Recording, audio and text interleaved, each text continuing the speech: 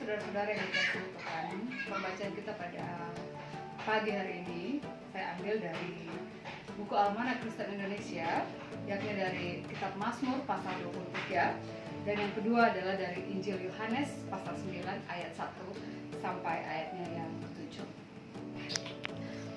Pada akhir tahun 2019, kita dikejutkan dengan kehadiran virus yang baru yang menghantam wilayah Cina, khususnya Wuhan, yang kemudian merambah dan menular ke berbagai belahan dunia, termasuk ke Indonesia pada awal tahun 2020.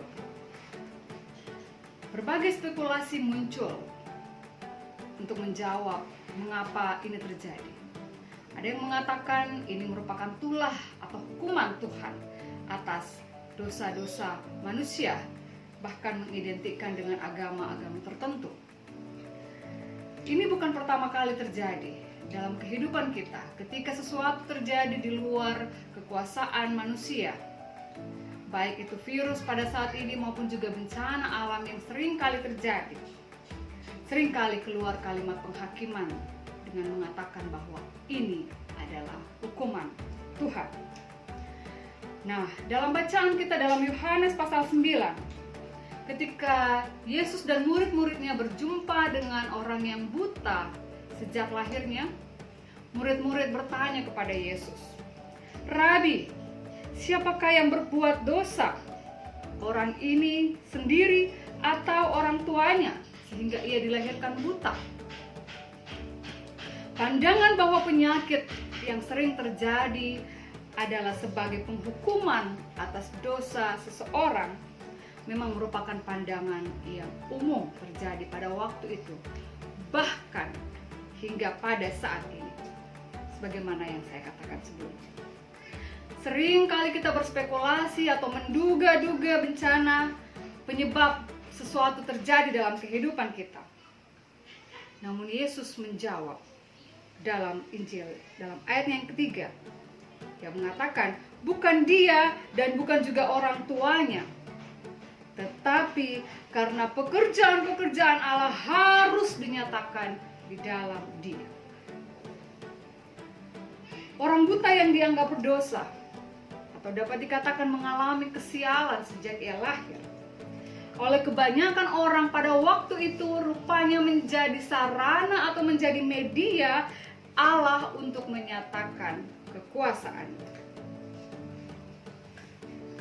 Dalam hal ini, Yesus hendak mengajarkan kepada kita, kepada murid-muridnya, bahwa ketidakberdayaan yang dialami oleh manusia, bahkan dianggap musibah, dialami agar pekerjaan-pekerjaan Allah dinyatakan di dalamnya.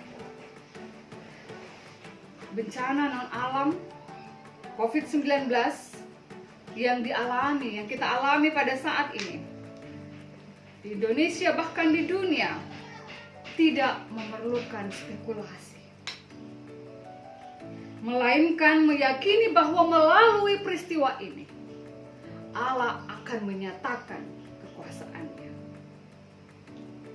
Allah akan menyatakan kekuasaannya melalui orang-orang yang bekerja keras hingga pada saat ini untuk menemukan vaksinnya,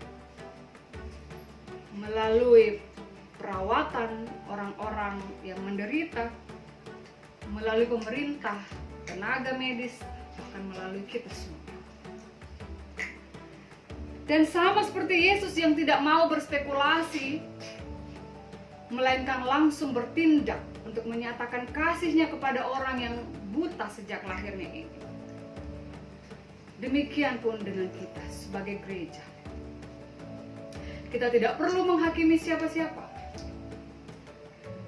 melainkan menyatakan kepedulian kita, bertindak nyata, dan di antara bentuk kepedulian kita adalah dengan terlibat untuk memutuskan mata rantai penyebaran virus corona dengan melakukan social distance atau menjaga jarak sosial untuk sementara waktu.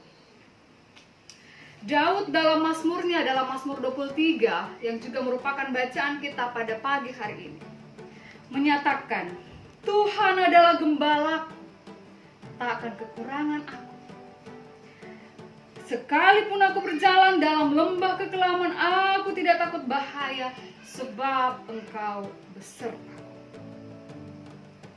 Daud hendak menyatakan kesaksiannya kepada kita bahwa perjalanan hidup manusia tidak selalu nyaman dan menyenangkan. Ada kalanya kita berjalan dalam lembah kekelaman. Karena itu, tapi kita tidak perlu takut karena Tuhan beserta dengan kita. Nah, bencana ini juga dapat dipahami, diibaratkan sebagai sebuah perjalanan di lembah kekelaman. Namun kita tidak perlu takut. Tidak takut bukan berarti harus menantang bahaya. Ada kalanya Daud berhadapan dengan lawannya muka dengan muka ketika ia berhadapan dengan Goliat.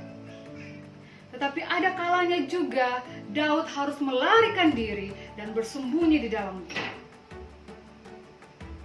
Untuk itu diperlukan hikmat dan akal sehat untuk berhadapan dengan setiap situasi yang kita alami dalam kehidupan kita.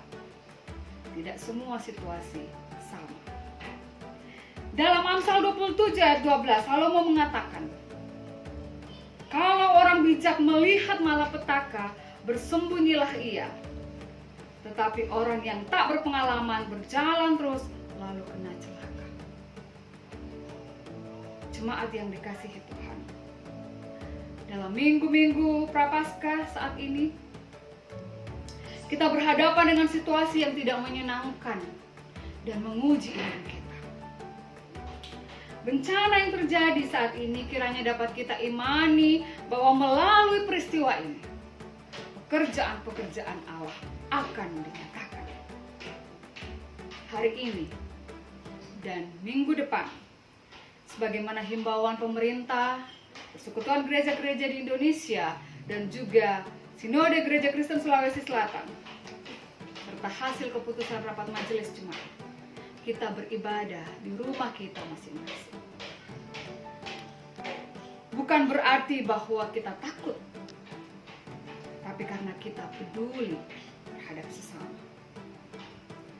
Situasi seperti ini juga kiranya mengingatkan kita bahwa gereja yang sesungguhnya bukanlah gedungnya, tetapi orangnya.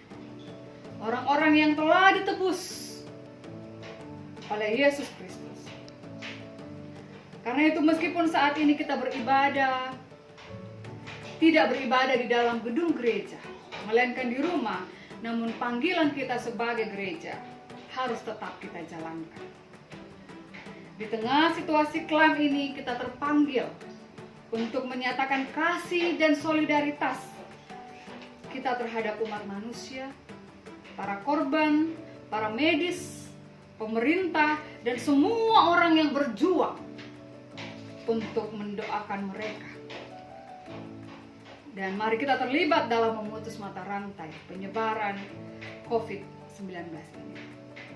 Selamat memasuki minggu-minggu Prapaskah, minggu Prapaskah yang keempat dari rumah kita masing-masing. Mari kita merenungkan perjalanan bersama dengan Yesus di lembah kekelaman yang pada saat ini kita jalani. Namun yakinlah, badai pasti berlalu. Terpujilah Allah dalam Kristus Yesus. Amin.